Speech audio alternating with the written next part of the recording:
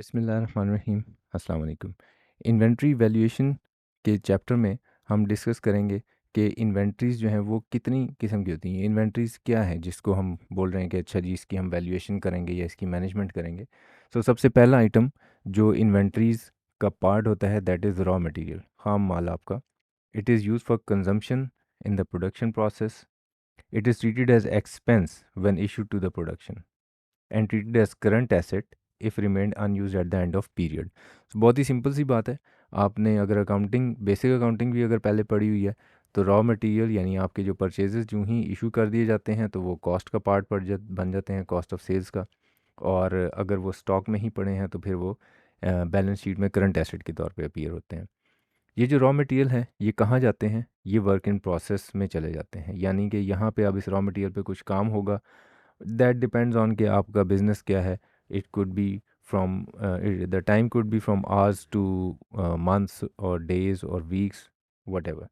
उस प्रोसेस में ये रहेगा रॉ मटेरियल जब तक कि फिनिश गुड्स में कन्वर्ट नहीं हो जाता।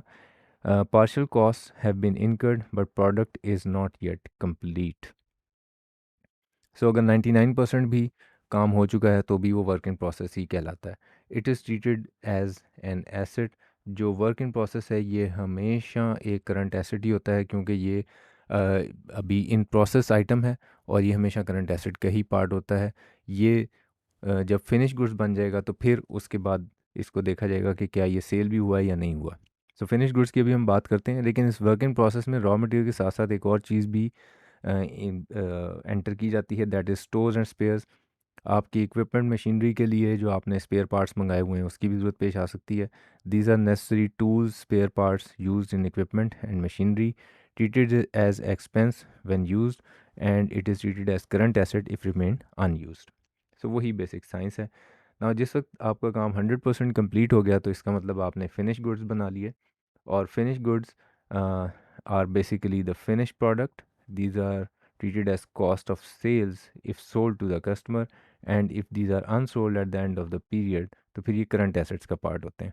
अगर मैं समराइजिंगली बोलूँ कि आप का जो करंट एसेट्स हैं उसमें किसी भी पीरियड एंड के ऊपर जो इन्वेंट्रीज का हेड होगा बैलेंस शीट में, उसमें रॉ मटेरियल्स जो अनयूज्ड होंगे, स्टोर्स एंड स्पेयर्स जो अनयूज्ड होंगे, वर्क इन प्रोसेस सारे का सारा, और फिनिश गुड्स जो अनसोल्ड होंगे, ये करंट एसेट्स के तौर पे आ रहे होंगे अंडर द हेडिंग इन्वेंट्रीज।